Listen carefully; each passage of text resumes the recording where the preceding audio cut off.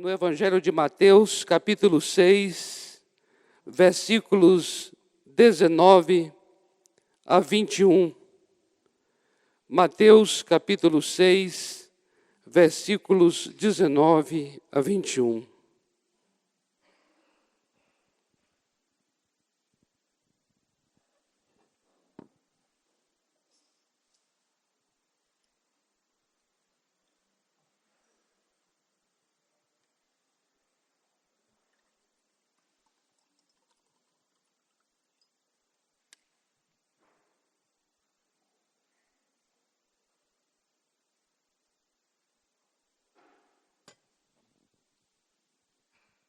Hoje pela manhã, o apóstolo Otávio ministrou a palavra e eu estava ali atento à palavra para que o Senhor falasse comigo, né? Nós sempre ficamos assim, né? Quando estamos ouvindo a palavra, se é toda a palavra que será falada a você ou se vai ser um momento da palavra que ele vai falar. E num determinado momento da palavra, eu recebi no meu coração algo que ele estava compartilhando, compartilhando sobre essa questão da casa do tesouro, como nós temos feito nesse mês de junho, compartilhando sobre esse tema. Ele trouxe um conceito interessante que até então, olhando assim em primeira vista, não parece que tem a ver. Mas depois, quando ele foi ministrando, aquilo entrou no meu coração e eu pude ver o que estava sendo ministrado. E o conceito que ele trouxe foi o de embaixador. Embaixador. Mostrando, de acordo lá com 2 aos Coríntios 5:20, que nós somos embaixadores. E nós somos embaixadores, amém?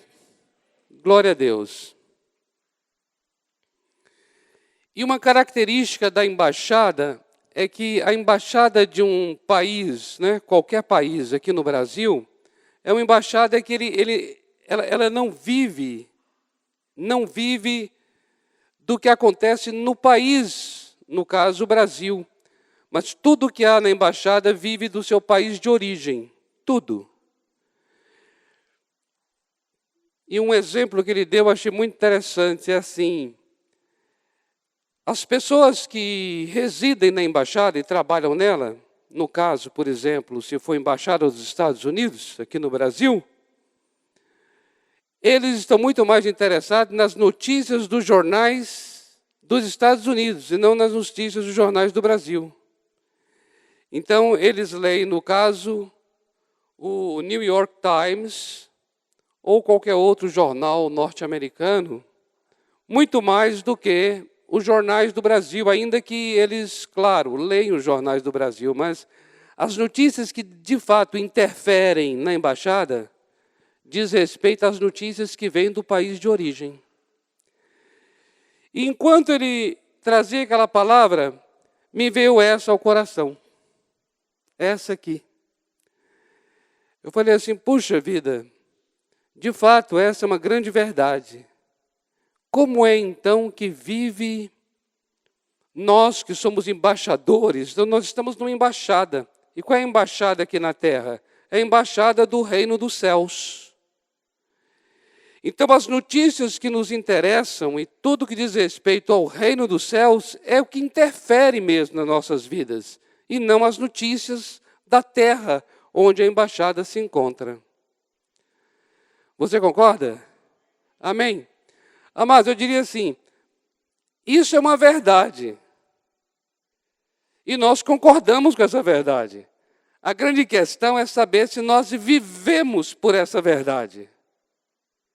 Se nós, de fato, praticamos essa verdade, se essa verdade, de fato, é viva, né? Faz parte da nossa vida. É isso que mais importa para nós. E esse texto que acabamos de mencionar agora, Mateus 16, 19 a 21, Mateus 6, melhor dizendo, 19 a 21, por que o Senhor Jesus está trazendo essa palavra? Eu creio que é por causa desse entendimento, esse entendimento de embaixada, esse entendimento de que somos pessoas que estamos aqui, mas não vivemos daqui. Nós estamos aqui, mas não somos daqui. Se não somos daqui, não vivemos pelos regulamentos e leis daqui. E, amados, eu vou dizer uma coisa a vocês, que o que mais me fascina na vida de uma pessoa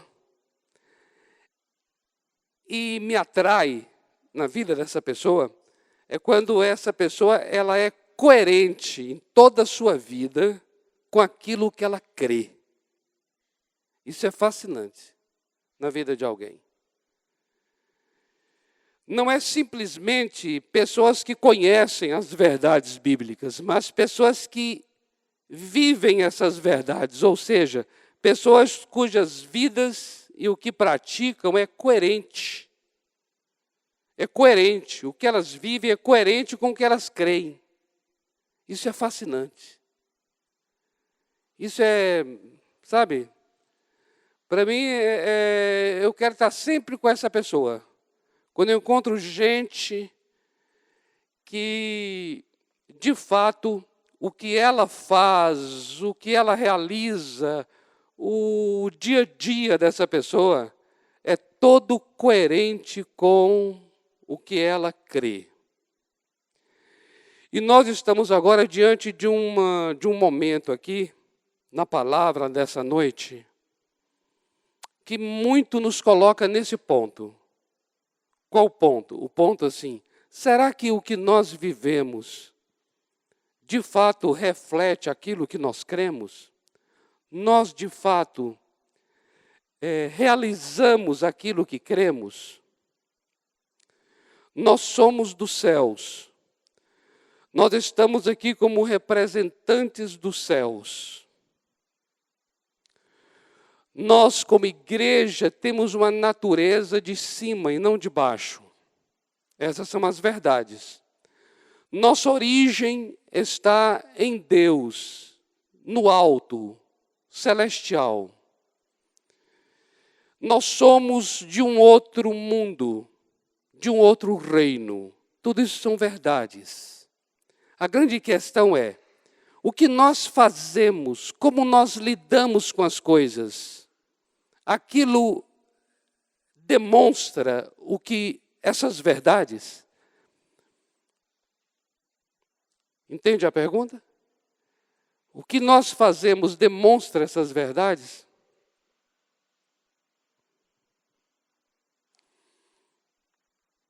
E nós estamos agora diante de um tema, queridos, que eu diria a vocês que é um tema que muito nos interessa, muito nos importa. É um tema que toma muito a nossa vida. É um tema que faz parte do nosso dia a dia, exige de nós um tema que toma nosso coração, que é essa questão de bens, riquezas, vida financeira, vida material, entende? Nós estamos trabalhando esse mês com esse assunto.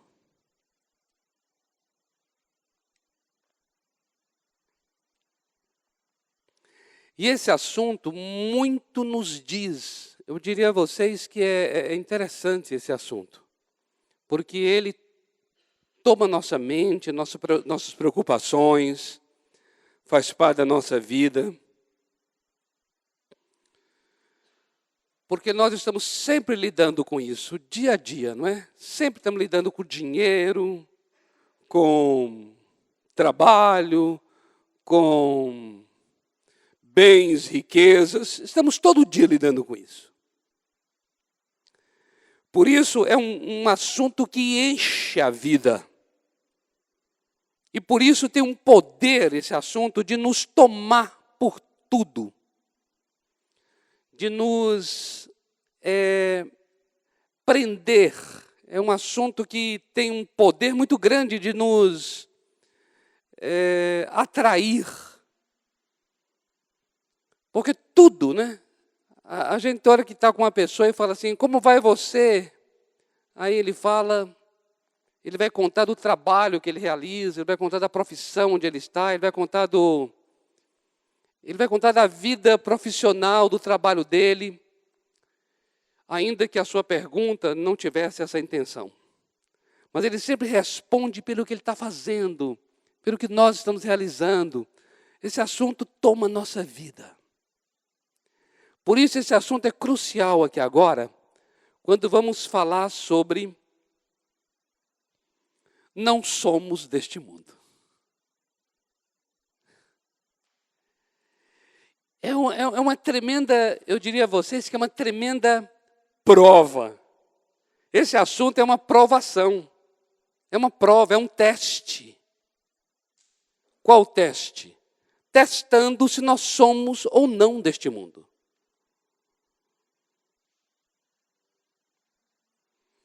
Por isso, olha o que o Senhor Jesus fala. É por causa disso que ele vai falar isso aqui agora.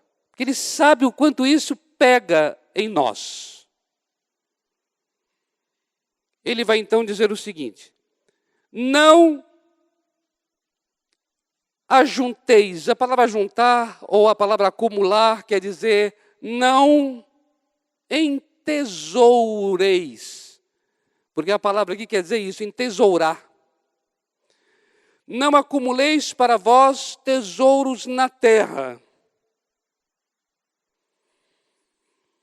onde a traça e a ferrugem os consomem, e onde os ladrões minam e roubam, mas acumuleis, ou seja, entesourais para vós, tesouros no céu, onde nem a traça nem a ferrugem os consomem, onde os ladrões não minam nem roubam. E agora vem a máxima do verso 21. Porque onde estiver o teu tesouro, aí estará também o teu coração. Ele está falando uma coisa que é dito e certo. Onde está tesouro, estará o coração. E onde está o tesouro, aqui eu já entendo tesouro como não apenas o bem, o dinheiro, o patrimônio, o carro, a fazenda, o apartamento, não é isso, mas onde estiver aquilo que é extremamente valioso, estará meu coração. Ali ele está dizendo assim, então, em que eu dou valor, né? A que eu dou valor? O que eu valorizo? O que será para mim tesouro? Algo valioso. Pode saber que ali estará teu coração. Claro. Evidente, não é verdade? Olha, se você tem uma coisa muito preciosa em tua casa, pensa em algo aí, um objeto muito precioso, você fica preocupado com aquilo, não fica? Você fica preocupado? Eu fico. Então, olha que para mim um livro é um tesouro. E principalmente o livro que eu acabei de comprar. Ele está ainda na capa, encapado, o negócio ainda nem abriu. Aquela coisa linda. E aí, se alguém vai mexer nele, eu já fico de cá olhando assim. E tem pessoas que chegam assim e abrem o negócio assim, abrem de uma maneira assim que dobra a página do livro. Eu falo, aquilo eu sinto assim, que eu falo, dá um negócio aqui assim. E se ainda deixar marcas do dedo no livro, eu já não quero mais o livro, eu peço que, por favor, olha, tá bom, isso aí é seu, a partir de agora é seu. Você veja que é algo bastante pequeno isso que eu estou falando. Mas eu quero dizer assim, para o Senhor Jesus, o que ele está chamando a atenção não é se é uma coisa pequena ou não é. É uma coisa que para você tem muito valor. Aquilo é valioso. Ele sabe que o coração vai estar ali. O coração segue o que é valioso. O coração segue tesouros. Mas agora ele está falando de uma coisa que é muito tremenda, que é assim, não somos daqui, somos dos céus. Tudo que aqui está é apenas uma aparência e é tudo passageiro. Logo, as coisas aqui de fato não deveriam receber o valor que recebem. Por isso ele então diz assim, não entesoure, não acumule aqui. Porque se você acumular aqui, o que vai acontecer? Vai a traça corroer, o ladrão roubar. E aí é muita preocupação, é muita fadiga. E aí ele diz, acumule nos céus. Como é então viver de maneira coerente com aquilo que cremos? Cremos com a verdade de que não somos daqui, somos dos céus. Cremos nas coisas eternas e não nas passageiras. Então, como é viver de modo coerente? Jesus diz, entesourando nos céus. Aí vem a pergunta bem clara que um discípulo faria. Senhor, o que é entesourar nos céus? Deixe-me usar a própria Escritura para trazer um entendimento para vocês sobre como é. O que de fato quer dizer entesourar nos céus. Vamos para esse mesmo Evangelho, capítulo 19, versículo 21. Mateus 19, 21. Uma conversa que o Senhor Jesus está tendo com o jovem rico.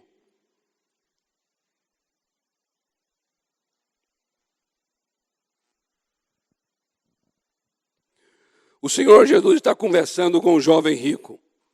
Moço, ficou esquisito.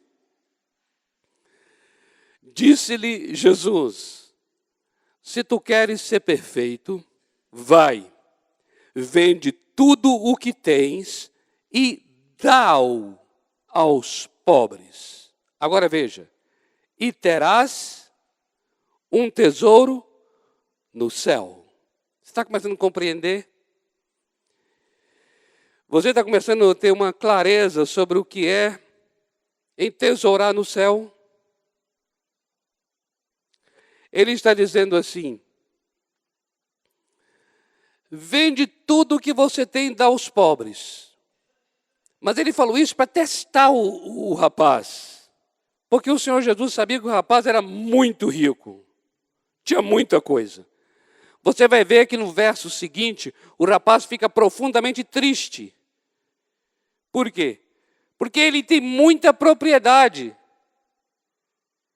Se ele tivesse uma coisinha pouquíssima, e Jesus falar, vai, vende, ele fala, então é só isso? Deixa eu vender. Mas como ele tinha muita coisa,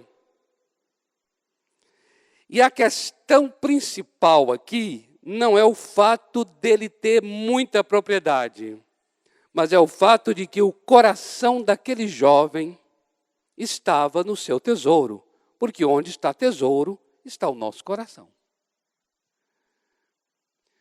Eu não creio, amados, que o Senhor Jesus, falo isso com toda liberdade aqui, com o próprio Senhor Jesus, queria que esse menino vendesse tudo e desse aos pobres. Mas eu creio que aquela palavra era necessária para aquele momento e para aquele rapaz. Porque ele entendia que o coração do rapaz estava nos seus bens. Mas o que eu quero chamar a atenção aqui é quando ele diz assim, e terás um tesouro no céu. Então nós começamos a compreender que tesouro no céu está muito relacionado com o que faremos com alguém. Olha que coisa interessante. Olha que coisa interessante.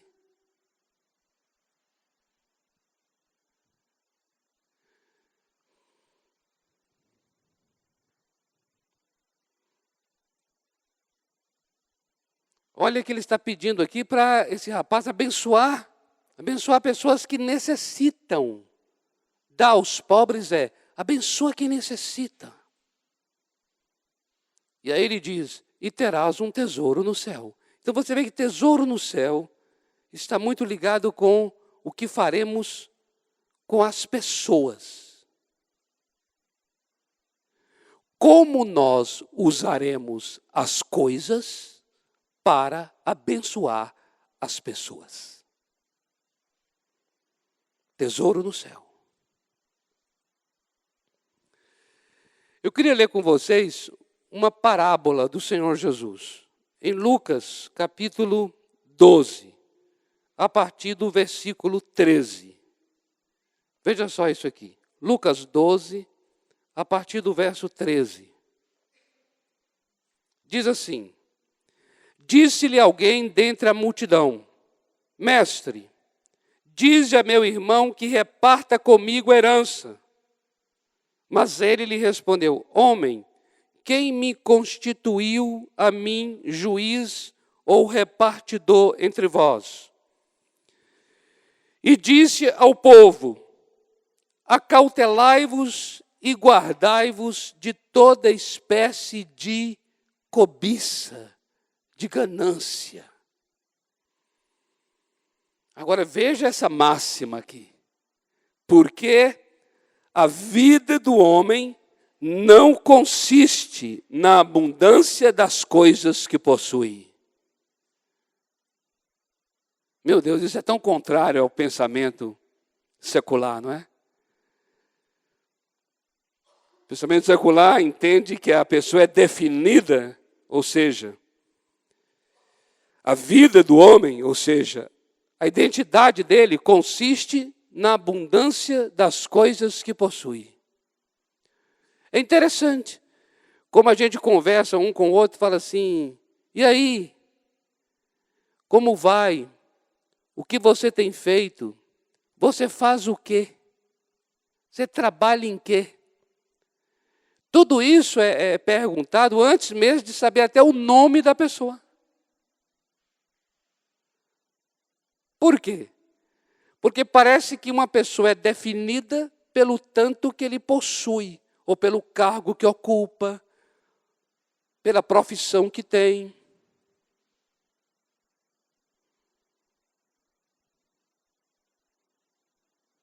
Você fica à vontade de dizer o que você faz?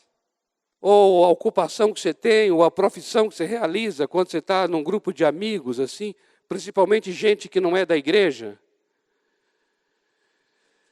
Como é que é isso com você? Aí o outro fala assim, você trabalha em quê? Eu trabalho na bolsa.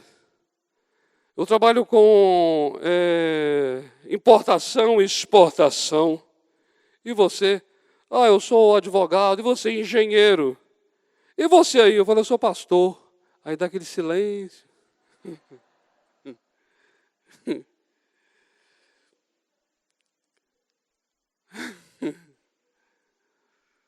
De vez em quando eu falo assim, eu sou professor.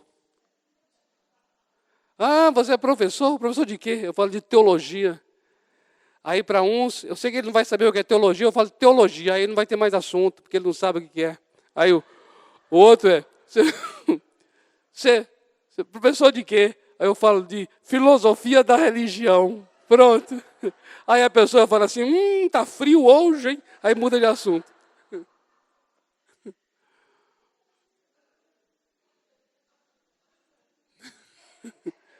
Mas voltando aqui à questão, não é interessante? As pessoas parecem que, de fato, elas são definidas por aquilo que elas ou fazem, ou possuem, ou ocupam, né? Onde elas estão. É interessante.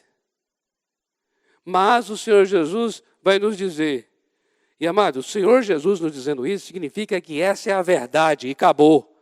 E essa verdade aqui não é religiosa, essa verdade é da existência humana. É assim que é para todo ser humano na face da terra. A vida de um homem não consiste na abundância das coisas que possui. E então propôs o Senhor uma parábola dizendo, o campo de um homem rico produzira com abundância. E ele arrazoava consigo dizendo, que farei? Pois não tenho onde recolher os meus frutos. Disse então, farei isto, derribarei meus celeiros, edificarei outros maiores, e ali recolherei todos os meus cereais e os meus bens. E direi à minha alma, alma, tens em depósito muitos bens para muitos anos. Descansa, come, bebe, regala-te. Mas Deus lhe disse, insensato, esta noite te pedirão a tua alma, e o que tens preparado, para quem será? Assim é aquele que para si ajunta tesouros, e não é rico para com Deus. Olha que coisa tremenda, amados.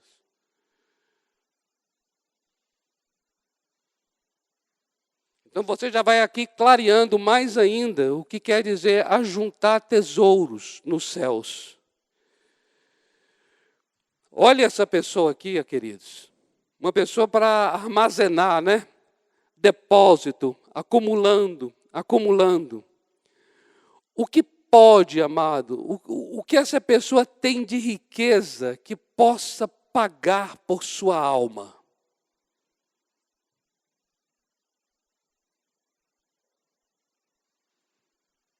Qual a quantidade, quanto vale um ser humano? O quanto essa pessoa pode acumular de riqueza para dizer assim, olha, alma, você está muito bem aqui, olha o tanto que você tem, pode comprar até a vida eterna. Quanto vale, amados? Só a vida do Filho de Deus, derramada na cruz do Calvário.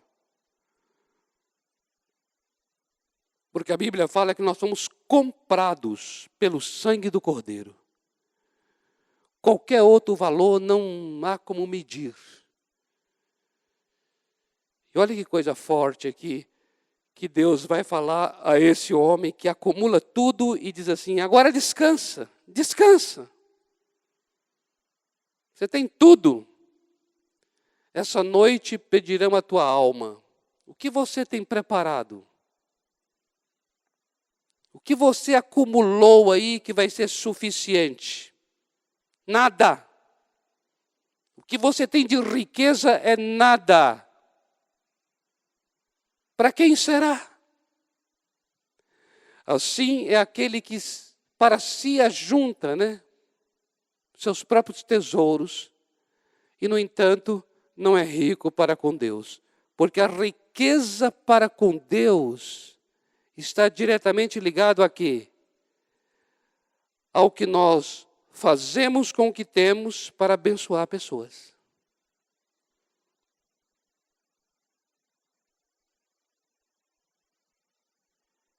Dá, vende, dá aos pobres e terás um tesouro nos céus.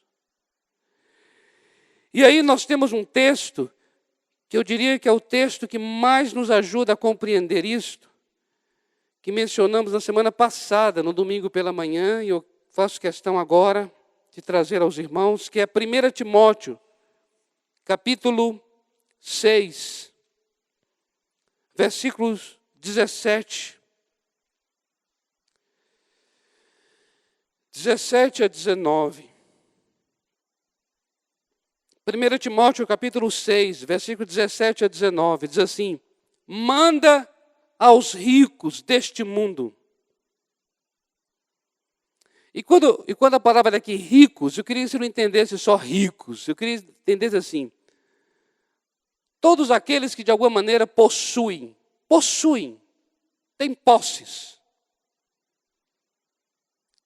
Aquele rico da parábola tinha muitas posses, mas, independente da quantidade de posses, amados, tudo aquilo que possuímos, manda a estes que não sejam arrogantes, orgulhosos, altivos, nem ponham a sua esperança na incerteza das riquezas, mas em Deus, que nos concede abundantemente todas as coisas para delas gozarmos. Manda aos ricos deste mundo que pratiquem o bem. Olha aqui o que diz o verso 18. Que pratiquem o bem, que se enriqueçam de excelentes empreendimentos. Pode ser essa a tradução. Boas obras, excelentes empreendimentos, realizações. Olha o que vai acontecer. Que sejam generosos, liberais. E também, a palavra aqui, generosos, quer dizer koinonikos, ou seja, que compartilhem, que repartem, não só sejam pessoas que deem ao outro, mas que também compartilha de coisas que ele mesmo está desfrutando, que os outros também desfrutem a mesma coisa. O sentido de koinonia é o sentido de fazer com que a minha vida, eu que tenho, e aquilo que faço também seja comum ao outro que não tem. Ou seja, que ele também possa desfrutar do mesmo modo que eu estou desfrutando. E agora veja o que está acontecendo. Versículo 19. Entesourando para eles mesmos um bom fundamento. Olha aqui. E isso, amados, esse verso 19, presta atenção aqui. Esse verso 19 de 1 Timóteo 6, 19, nos ajuda a entender Mateus 6, 19. O Senhor Jesus está falando ali que devemos não ajuntar tesouro na terra, acumular, mas devemos ajuntar tesouro nos céus. E aqui ele está falando como é que esses tesouros serão ajuntados nos céus. Ou seja, quando essa pessoa, ela, no versículo 18, ela se enriquece de empreendimentos excelentes, realizações, obras excelentes. E aqui está falando de coisas que fazemos para facilitar a vida dos outros, para abençoar a vida dos outros. Quando somos liberais, damos. Ou quando somos generosos, compartilhamos. Quando nós fazemos isso, olha quanta coisa que estamos abençoando pessoas. Ele está dizendo aqui, fazendo isso você está entesourando para você mesmo um bom fundamento, um fundamento excelente, um fundamento sólido. E eu vou dizer uma coisa para vocês aqui. O sentido desse texto, a tradução aqui não está muito boa. Porque o que está querendo dizer é assim, entesourando para você um excelente fundamento até aquele dia. Até aquele dia que vai chegar. Está falando o futuro ali, mas quer dizer assim, até aquele dia que vai chegar, quando você, de fato, vai possuir a vida eterna.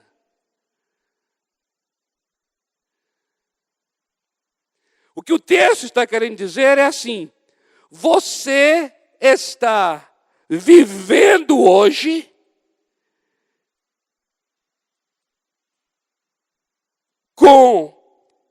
enriquecendo com empreendimentos excelentes, sendo liberal, sendo generoso, compartilhando.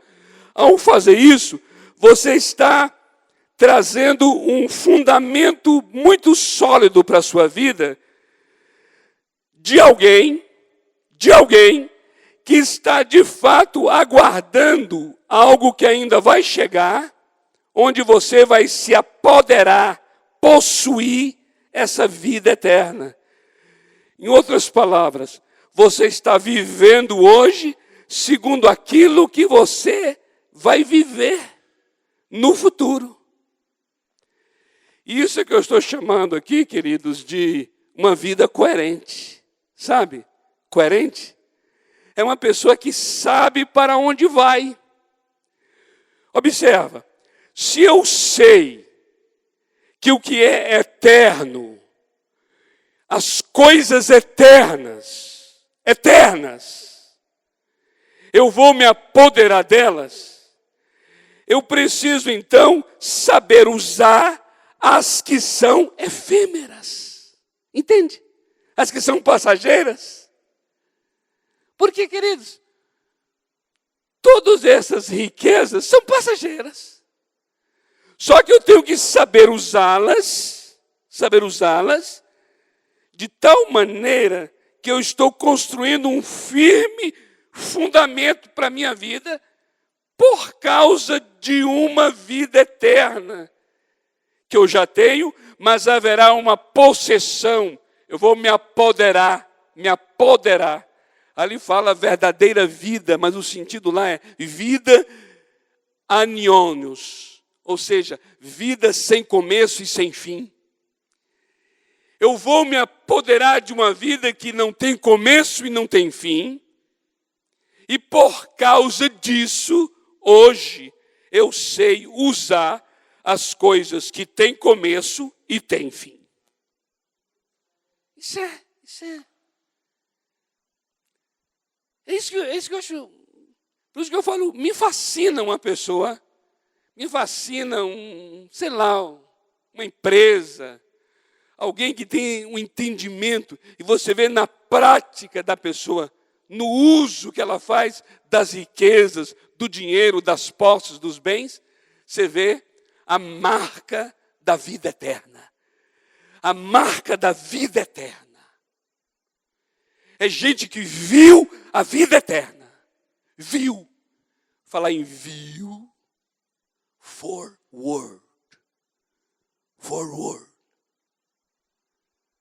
Sabe onde está isso? Forward.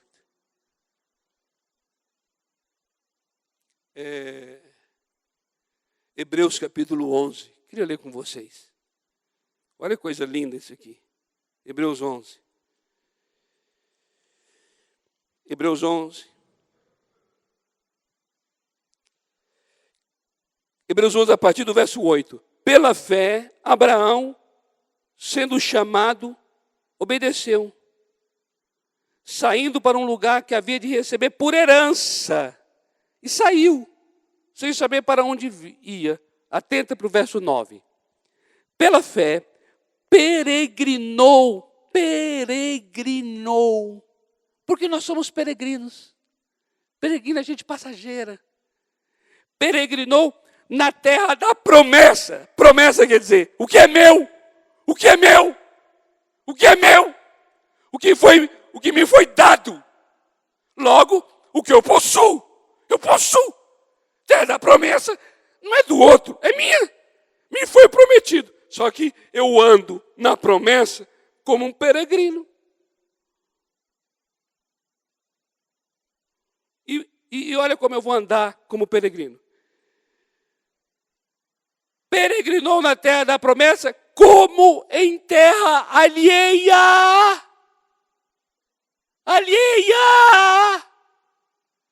Ele andou no que é dele como se fosse de outro. Mas é dele. Mas ele anda como se fosse de outro. habitando em tendas.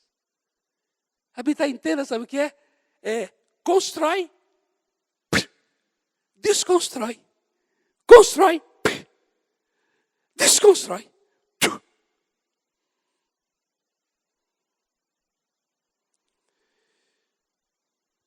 Verso 10. Por quê? Por quê?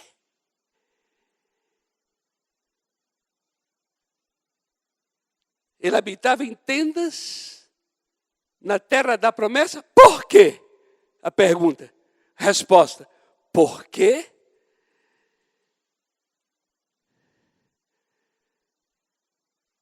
Esperava a cidade que tem os fundamentos, da qual o arquiteto e edificador é Deus. Isso não é maravilhoso? A tradução em inglês fala que porque ele via através, ele via, porque ele via. Isso quer dizer o quê? Que aquilo que a pessoa vê, que é essa cidade, a vida eterna, nós colocamos aqui agora. Porque ele vê, hoje, agora, ele mora em tendas. Hoje.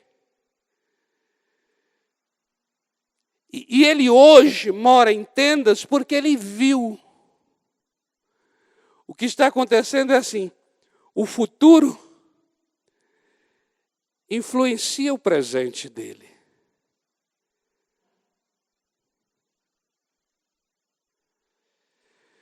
Porque nós somos pessoas que cremos nisto. Não cremos?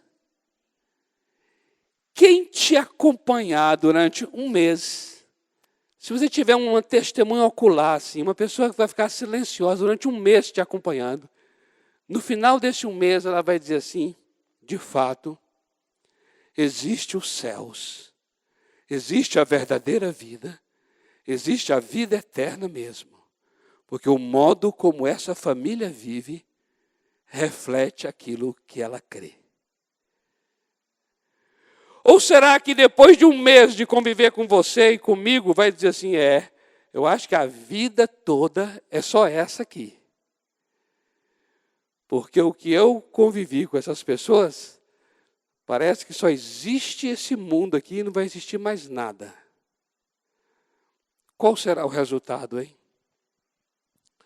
Eu queria encerrar, para a gente poder compartilhar, com 1 aos Coríntios, capítulo 7.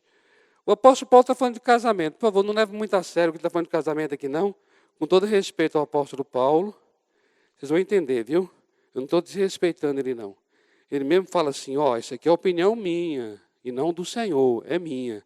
Eu não quero que ninguém case, se depender de mim, porque eu estou livrando vocês de grandes preocupações. Só isso. Então ele está só preocupado com a gente, tá bem, gente? Então não leva o menino a ferro e fogo, não. Não crucifica ele, tá bom? O que na verdade ele está só querendo cuidar da gente. Então ele está falando de casamento aqui, no capítulo 7. Mas aí ele traz algo que vai além de casamento, nos versículos 30 e 31. Eu só vou ler o 29 para você entender só uma coisa. Isto, porém, vos digo, irmãos, que o tempo se abrevia. Amém? E aqui, mais do que nunca, faz muito sentido para hoje, muito mais do que para a época de Paulo, a gente dizer, o tempo se abrevia. E por falar em um tempo se abrevia, não perca terça-feira, às 19h30.